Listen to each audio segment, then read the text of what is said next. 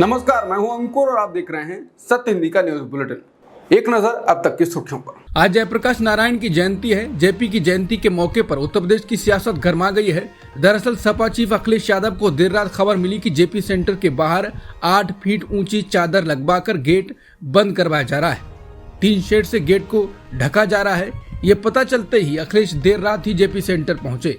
आज जहां सपा ने जेपी को श्रद्धांजलि देने का कार्यक्रम भी रखवाया है, मगर प्रशासन ने इसकी अनुमति नहीं दी है। ऐसे में अखिलेश यादव जेपी सेंटर के गेट पर पहुंच गए। जब अखिलेश यादव अचानक गेट पर पहुंचे तो हड़कंप मच गया।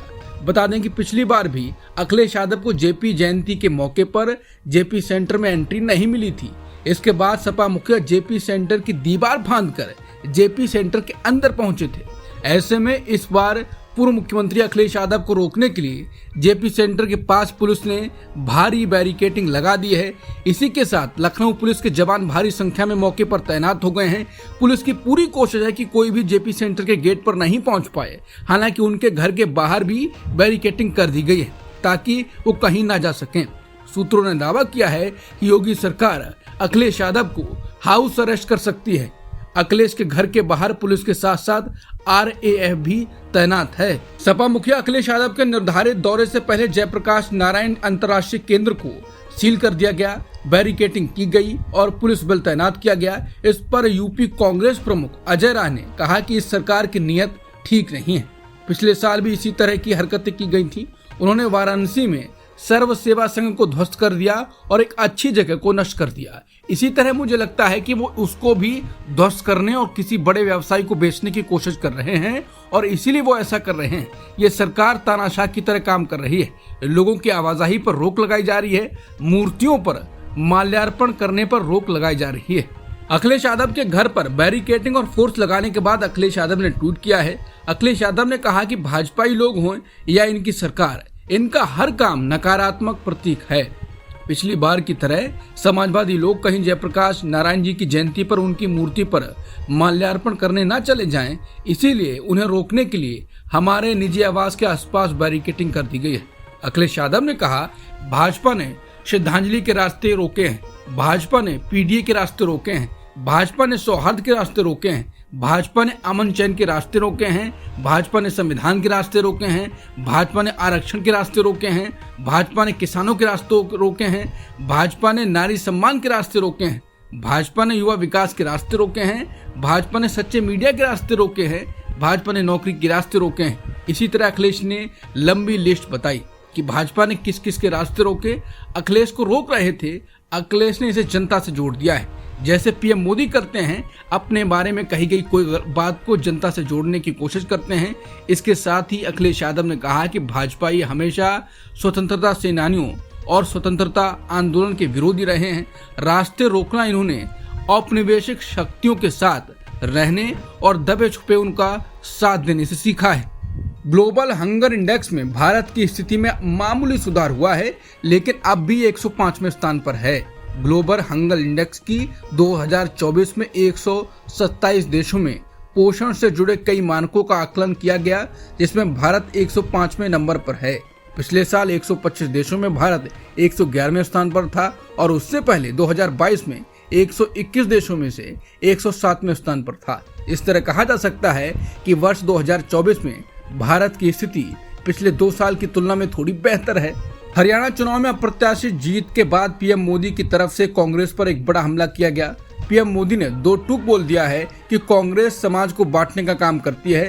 उन्होंने जोर देकर कहा है कि हिंदू समाज को बांटने का और उन्हें लड़वाने का काम देश की सबसे पुरानी पार्टी लगातार कर रही है। बड़ी बात यह है कि PM मोदी ने अपने संबोधन में यहाँ तक कह दिया कि कांग्रेस कभी भी मुस्लिम जातियों की बात नहीं करती है, उसका उद्देश्य सिर्फ हिंदुओं को बांटना है। RSS नेता सुरेश भैयाजी जोशी ने बड़ा बयान दिया। उन्होंने कहा कि जातियां जन्म के आधार पर तय होती हैं। क्या कोई बता सकता है कि हरिद्वार किस जाति का है?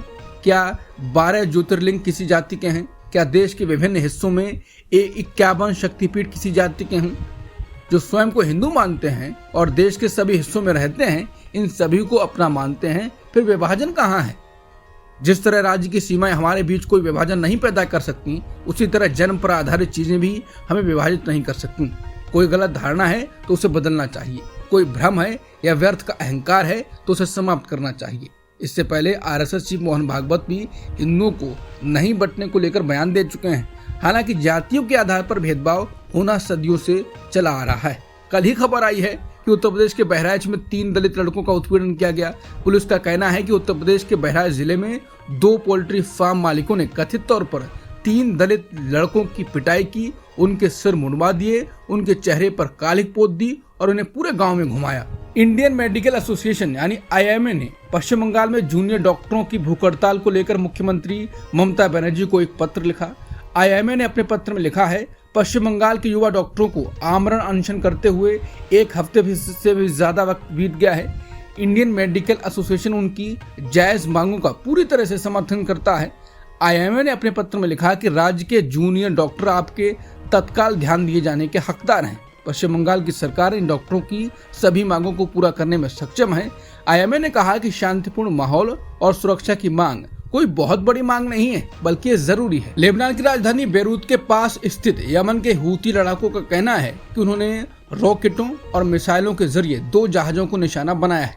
जिन 2 जहाजों को हूती लड़ाकों ने निशाना बनाया है, उनमें से एक जहाज की पहचान अमेरिका के ऑयल टैंकर के तौर पर की गई है। इसका नाम ओलंपिक स्पिरिट है।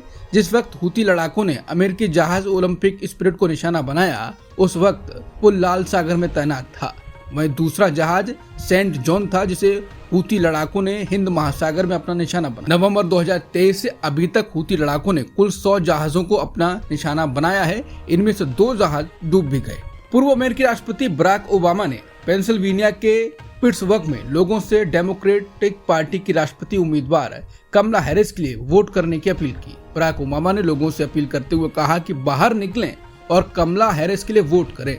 साथ ही ओबामा ने यह भी कहा कि रिपब्लिकन उम्मीदवार ट्रंप और डेमोक्रेटिक उम्मीदवार कमला हैरिस के बीच कड़ा मुकाबला होने वाला है। बराक ओबामा ने कमला हैरिस के लिए प्रचार करते हुए ट्रंप को निशाने पर भी लिया। उन्होंने जीत के लिए जरूरी राज्य पेंसिल्वेनिया में जोरदार प्रदर्शन किया। ओबामा ने ब्लैक पुरुष वोटर्स को भी डेमोक्रेट हैरिस का समर्थन करने में झिझक के लिए फटकार लगाई, क्योंकि वो एक महिला को राष्ट्रपति बनाने के विचार को महसूस नहीं कर रहे हैं। ओबामा ने भीड़ से कहा, मैं ये नहीं समझ पा रहा हूँ कि कोई ये क्यों सोचेगा कि ट्रंप चीजों में बड़ा बदलाव लेकर आ जाएंगे। उन्होंने आगे कहा कि आपको लगता है कि ट्रंप ने कभी डायपर बदला है? फिर जैसे ही भीड़ ने ट्रंप का मजाक उड़ाया, ओबामा ने कहा, मजाक नहीं, वोट करो। पाकिस्तान में बलूचिस्तान के दुक्की जिले में एक अज्ञात हमलावर ने 20 लोगों की हत्या कर दी। अज्ञात हमलावर ने खदान में काम करने वाले मजदूरों पर हमला किया। इसमें 7 मजदूर घायल भी हुए।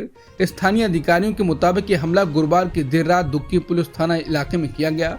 खदान मजदूरों पर गोलीबारी की घटना दुक्की शहर से लगभग 8 किलोमीटर दूर खैर मोहम्मद नासिर इलाके में हुई। अब तक की सुर्खियों में इतना ही। बाकी खबरों के लिए बने रहिए सत्यहिंदी.com के साथ।